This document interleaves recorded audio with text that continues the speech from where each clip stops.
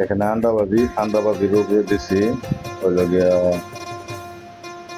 Jumna cream, Saudi আরব থেকে আনা জুমনা ক্রিমের লগে এটারে এখানে এটারে এভাবে মেশান সেটা মিশে